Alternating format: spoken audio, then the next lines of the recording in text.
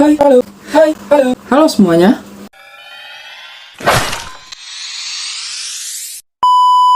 Halo semuanya, perkenalkan nama saya Rangga Dwi Saputra Bediaryono. Saya berasal dari 12 MIPA 1, nomor absen 32. Dalam penilaian ujian praktek bahasa Indonesia kali ini, saya ingin membahas suatu hal yang sangat menarik mengenai bangunan atau monumen yang dibangun untuk mengenang perlawanan dan perjuangan rakyat Indonesia. Monumen itu apa sih?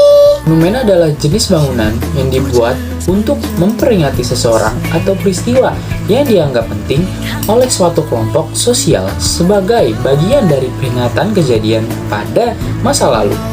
Seringkali monumen berfungsi sebagai suatu upaya untuk memperindah penampilan suatu kota atau lokasi tertentu. Dalam pembahasan kali ini, saya akan menceritakan mengenai monumen yang pasti kita semua sudah pernah dengar. Bahkan, di antara kalian sudah pernah mengunjunginya, yaitu Monumen Nasional atau Monas.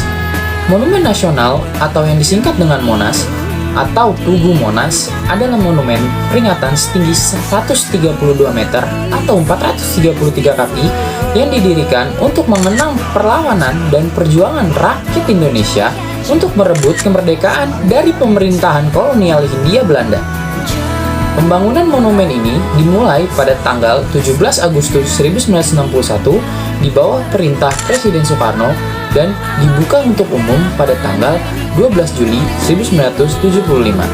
Tugu ini dimahkotai lidah api yang dilapisi lembaran emas yang melambangkan semangat perjuangan yang menyala-nyala dari rakyat Indonesia. Ide awal pendirian Monumen Nasional berasal dari orang yang biasa yang namanya tak pernah disebut-sebutkan atau bahkan ditorehkan dalam prasasti.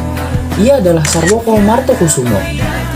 Dalam sejarahnya, setelah pusat pemerintah Republik Indonesia kembali ke Jakarta, setelah sebelumnya berkedudukan di Yogyakarta pada tahun 1950, menyusul pengakuan kedaulatan Republik Indonesia oleh pemerintah Belanda pada tahun 1949.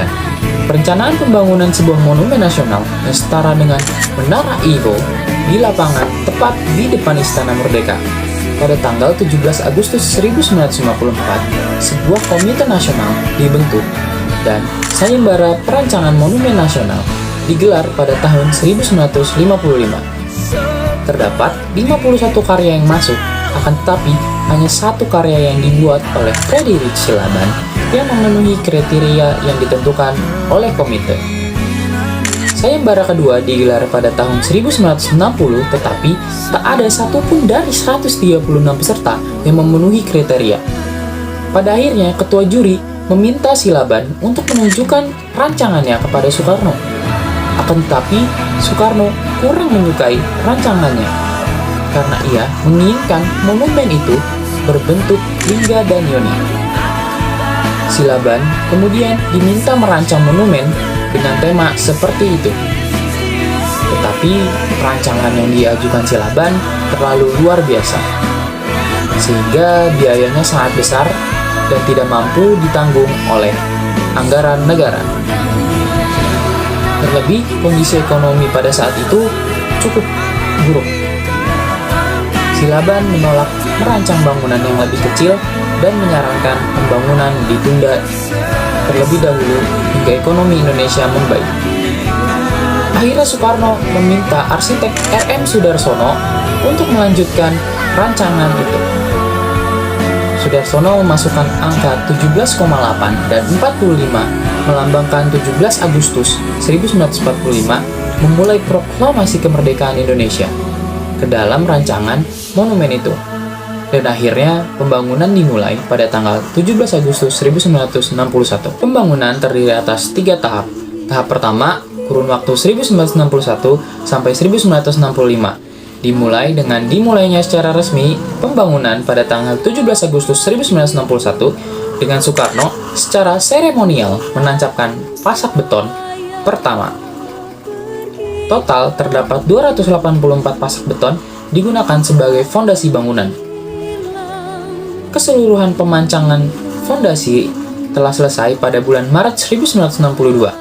Dinding museum di dasar bangunan selesai pada bulan Oktober.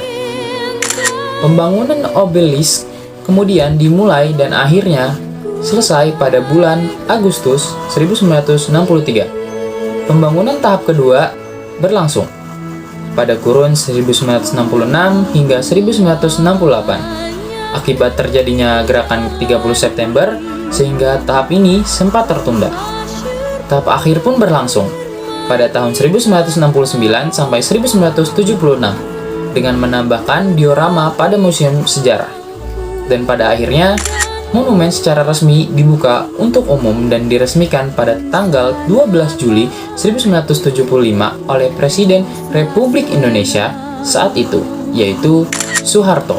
Sekian dari saya, kurang lebihnya mohon maaf. Jika kalian ingin bertanya atau ingin menyanggah penjelasan yang barusan saya jelaskan, silakan komen di bawah, dan terima kasih telah mendengarkan.